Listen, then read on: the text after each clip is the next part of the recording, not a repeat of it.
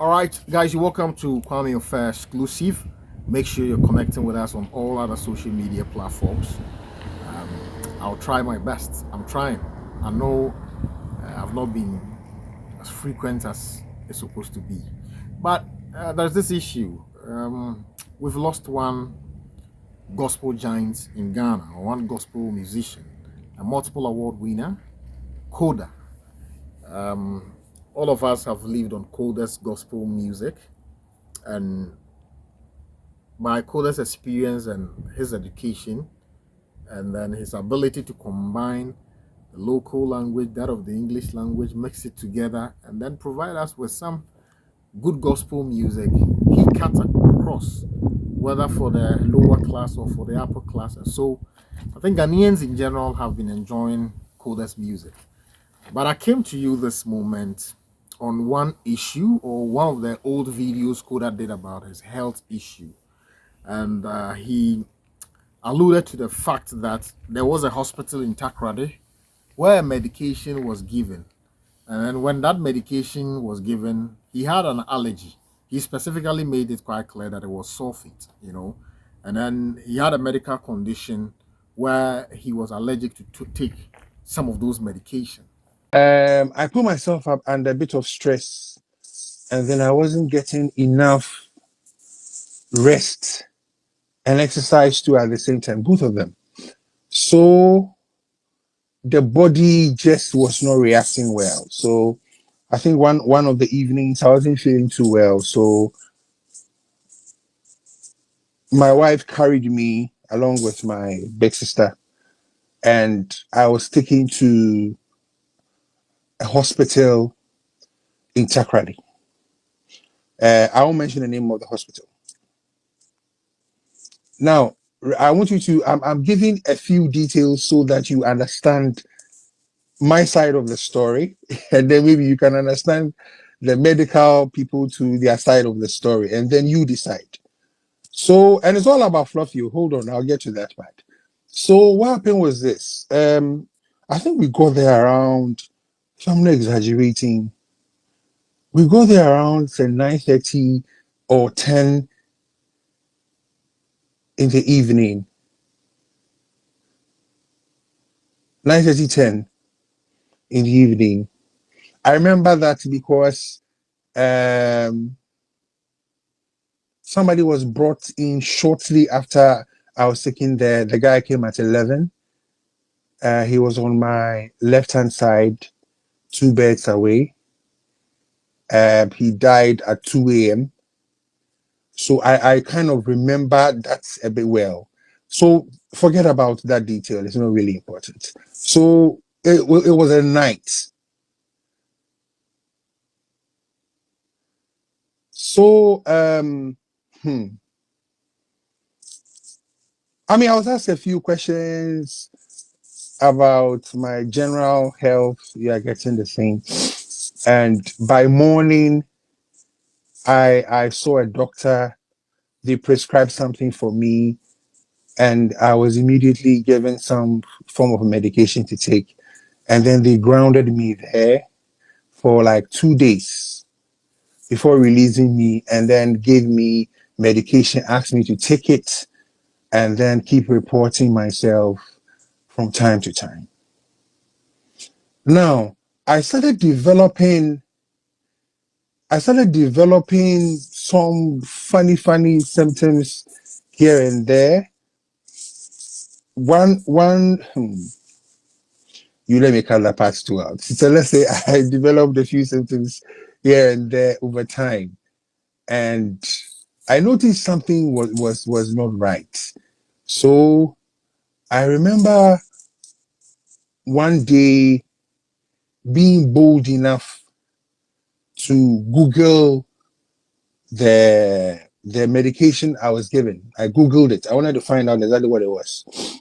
And I noticed that one major element that I was told to take was a sulfur-based, please hang in there, you'll get the story very soon, was a sulfur-based medication. Sulfur as in the element sulfur, S based medication. And immediately I told myself that But I know that I have a medical condition called G6PD. We something about us. You are getting a thing. But I know for sure that sulfur is one of the things that we are not supposed to take. So things like brufen and stuff like that, I've known since I was in tech that I'm not supposed to touch brufen. And so I was like, but the people, why they won't kill me or something like that. You get it? Because I'm talking about I had taken the thing for over 6, getting to 8 months of ingesting this thing on a daily basis. Can you imagine? Now, let's look at KODA. Let's look at KODA's level of education. Let's look at KODA in terms of his income. He's not poor.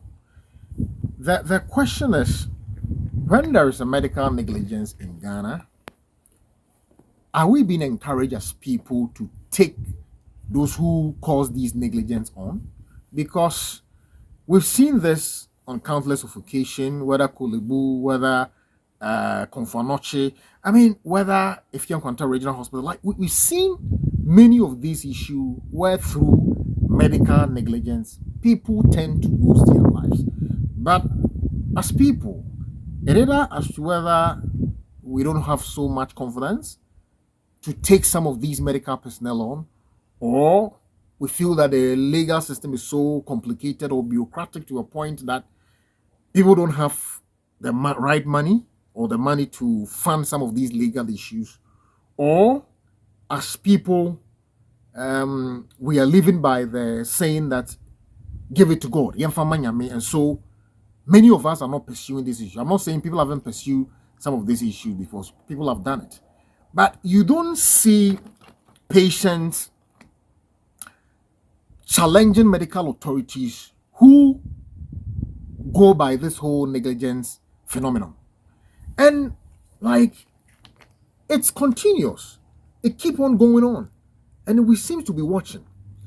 When it happens like that, sometimes some of the top hierarchy of the hospital will collide with the perpetrators, and then at the end of the day, if you don't take time, the evidence you even need, they will not give those evidence to you in order to help in facilitating the prosecution of your case.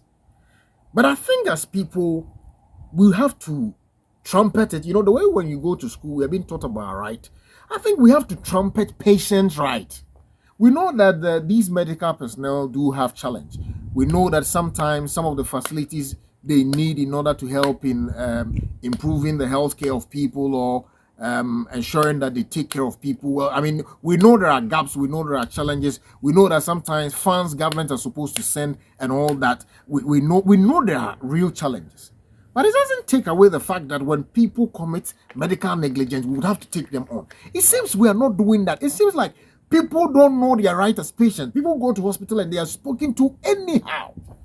I'm not saying that the medical personnel are not equally human, because in Ghana, the patient-doctor ratio is equally an issue. You can have a doctor taking care of about 500, 600, 700 people, which is quite huge. We know the whole system is overburdened and all that. But most importantly, if you're given medication and out of your negligence, somebody loses his life, or somebody through that gets into another complicated health issue, that is a negligence which you have to be taken on. You need to be punished. You don't have to be sitting there taking your salary as if nothing has happened.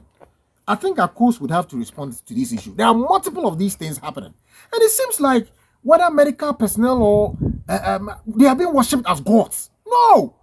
Look, and this also brings the whole development about how people are being picked into either medical school or in our nursing training. Look, you see, politicians can act like everything is well and then abuse the whole protocol system and get people who are not supposed to go into nursing just for the lack of jobs, where people force themselves into nursing.